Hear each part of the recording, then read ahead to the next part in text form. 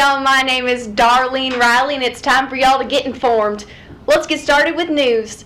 In light of that dirty communist Bernie's ability to win over progressive young white voters, and new frontrunner Biden sniffs, massages, and malarkey, the DNC, tired of socialism and gaffes, hatches a new plan. A plan for a brokered convention. As the party meets in Milwaukee to put forth their candidate to beat Donald Trump, a third option arises. No, not Bernard Sanders or Joseph Robinette Biden Jr., but instead, they tried to go for a candidate harkening back to the party of ideas of yore, a man from the good old days. Not my good old days, being antebellum Georgia, but the American 1970s. That's right, we're going for a second term. James Earl Carter Jr., America's favorite farm boy, is back, and he's pissed. After Biden won big on Super Tuesday, Bernie got his boost from California, and the strength Jimmy gained from bathing in the blood of failed candidates like Mayor Peter Paul Montgomery Buttigieg and Michael Rubens Bloomberg. Jimmy tossed his hat in the ring with the backing of literally the entire DNC. The only way to beat Trump is with an older, unhealthier former president. I see Bernie's heart attack and raise you a brain hemorrhage at 50. No. Actually, how old is he? 95. 95? Oh, brain hemorrhage at 95. Well, many may see this hemorrhage as a possible liability. The extra blood flow to Jimmy's brain has opened up his third eye and gave him powers beyond that of creation itself. Carter supporters may be asking, where was this when he only won 5 states as incumbent president running against Ronald Wilson Reagan, the actor? Well, the blood of Mayor Pete, and with Betty White as his running mate, there's no stopping Jimmy from winning the rest of the delegates in the remaining states. You heard me right. Jimmy will win 100% of all votes in every state that has not voted, putting him first in the delegates, leading Bernie bros across the country to wonder where have they miserably gone wrong again. After all, our new old former future president will take his place in the Oval Office as our new commander-in-chief. How did this happen? Mind control.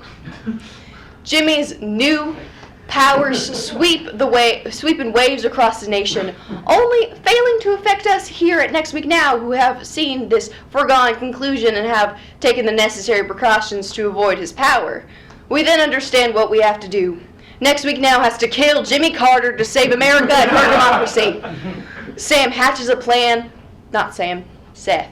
Seth hatches a plan from his protected basement in Elgin, Texas.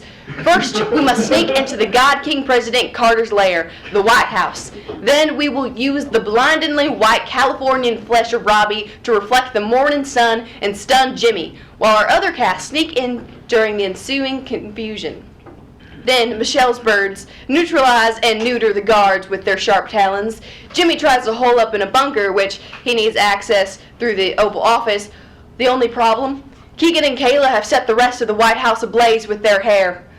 Jimmy flees into the White House lawn where, upon looking around, realizes that all of Washington, D.C. is on fire.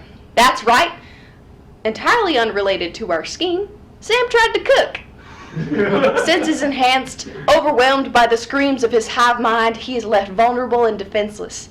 Stephen and Cameron put aside their differences to slingshot Martin towards Jimmy, who pierces through Jimmy's skull with his beautiful, strong, defined chin, killing Jimmy where he knelt. With a final antagonizing psychic burst, everyone enslaved by Jimmy instantly perishes. The only global survivors?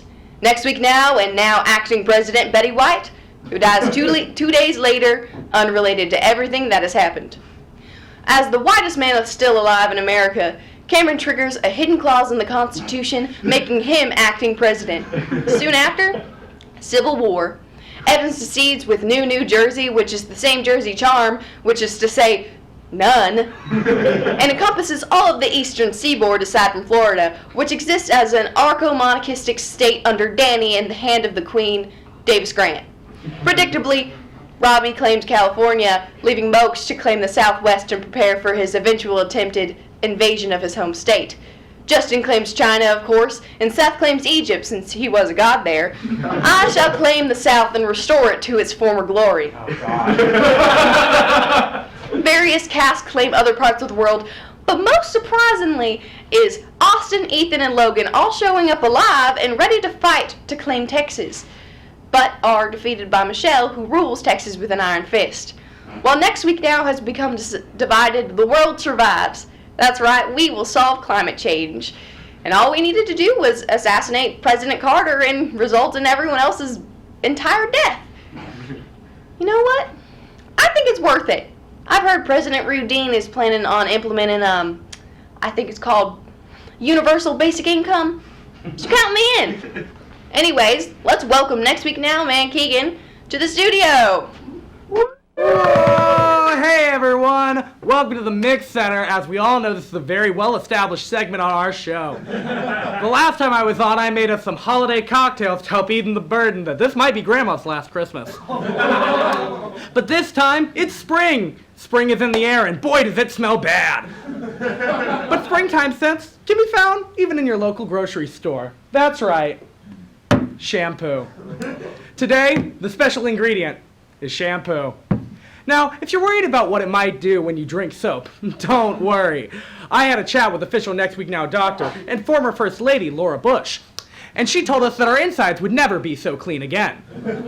We'll be substituting the shampoo in place of alcohol for our drinks, given that the point of a cocktail is to hide the taste of alcohol, and so we'll just do the same thing with hiding the taste of shampoo. So now we're going to go into our first drink, of course, the Sex on the Beach. Here's the thing about this. So we're gonna get our ice. Is this traditionally shaken? That's a great question for a better man. So we got our ice in here, and we're gonna take our nondescript orange juice and just pour in, just a tad, however much seems necessary. Measurements are like rules at an arcade. Who needs them? And screw you for making me follow them. All right, and then we're gonna get the cranberry juice in there, and that looks like a little bit too much, but that's fine. So now we're going to go in with our nice, fragrant, fruity avocado shampoo. And you want to do one squirt. I know it's tempting to do more, but don't want to overindulge. Hangovers suck. All right, and then we're going to go with our second shampoo. Now, this is more of a, we'll say pomegranate, peach, actually, because as we all know, Sex on the Beach has peach schnapps, and I prepared for this. So now we're going to just put this on here and give it a little shake. Sounds good, doesn't it? All right, now we're just going to open the top. That's very soapy.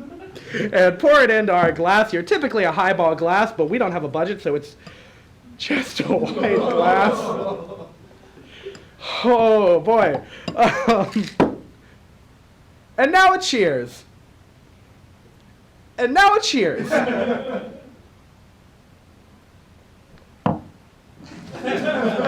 Wow, great. Ugh.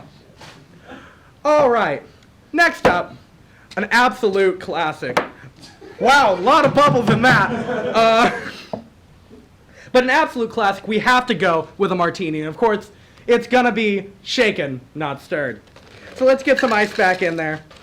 And of course, since it is a martini, we do need to use olive shampoo. So I guess it's gonna be a bit of a dirty martini.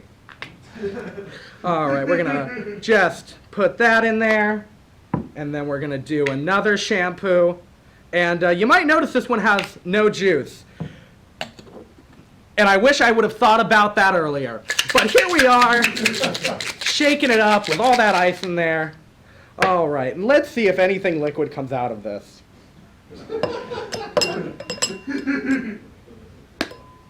Okay. Don't just do okay. Cheers.